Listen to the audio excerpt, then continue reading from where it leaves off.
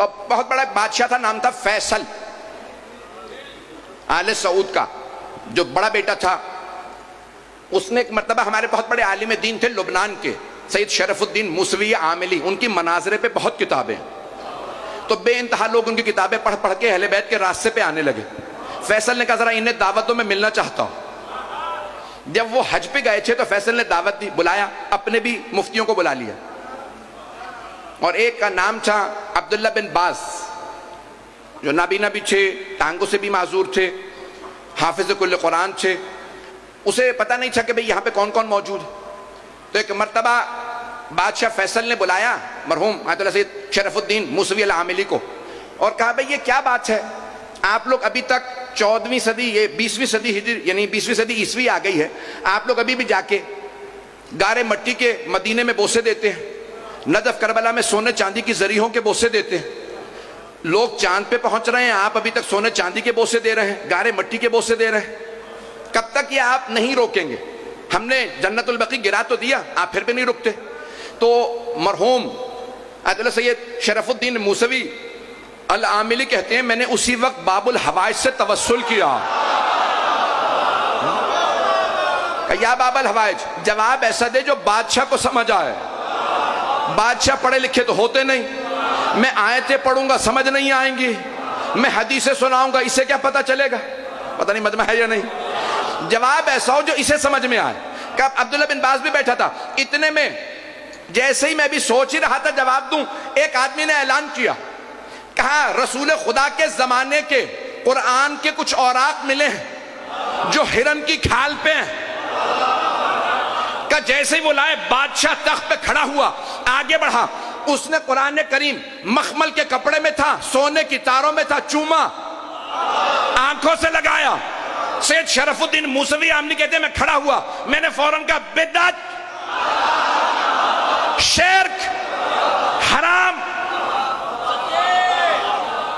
کہ جو 3 نعرے وہ لگاتے تھے، میں نے تینوں نعرے لگا دی۔ تو فیصل نے کہا مولانا دماغ صحیح ہے آپ کا، ابھی تک تو صحیح بیٹھے تھے، اب اتنا چیخ چیخ کے کہہ رہے ہیں بدعت، شرک، حرام۔ کہ تم نے ابھی سونے کی تاروں کے بوسے دیے ہیں، مخمل کے کپڑے کے بوسے دیے ہیں، ہرن کی کھال کا بوسہ دیا۔ فیصل نے پلٹ کے کہا نہیں آغا، آپ کو غلط فہمی ہوئی ہے، وہ جو اس میں قرآن ہے نا، میں نے قرآن کی خاطر مخمل کو چوما، سونے کی تاروں کو چوما۔ کہ ہم بھی گارے مٹی کو نہیں چومتے، سونے چاندی کی زری نہیں چومتے، اندر جو نبی آل نبی،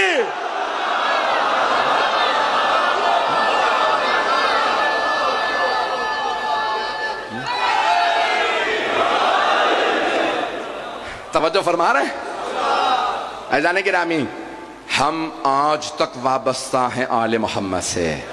ہمارا عقیدہ یہ ہے، جب ہم کہتے ہیں نا یا رسول اللہ، مدینے میں آواز جاتی ہے، جب ہم کہتے ہیں یا علی مدد تو نجف میں آواز جاتی ہے۔ اب سنیے گا وہ افراد جو دلیل مانگتے ہیں کہ کسی بڑے مرجع کی دلیل کو پیش کروں۔ آپ نے شاید نام سنا ہو شیخ محمد تقی بہجت، عدل بہجت کا۔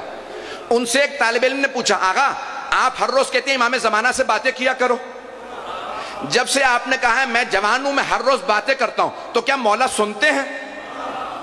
آغا بہجت نے فرمایا، کہا یہ جو تم نے بھی سوال کیا نا، اس سے پہلے کہ میں سنوں امام نے سنا، اور یہ جو میں جواب دے رہا ہوں اس سے پہلے کہ تم سنو مولا نے سنا ہے۔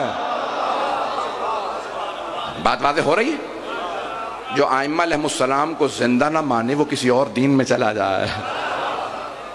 ہمارا عقیدہ یہ ہے کہ سرور کائنات، آئیں ذرا، اتنا ہی نہیں، ہمارا عقیدہ یہ ہے کہ یہ زندہ ہے۔ یہی نہیں، صرف یہی نہیں، صرف یہی نہیں، بلکہ ان کے ماننے والے بھی زندہ۔ اب مجمع پریشان ہے، آدھا مجمع بولا ہے آدھا خاموش ہے۔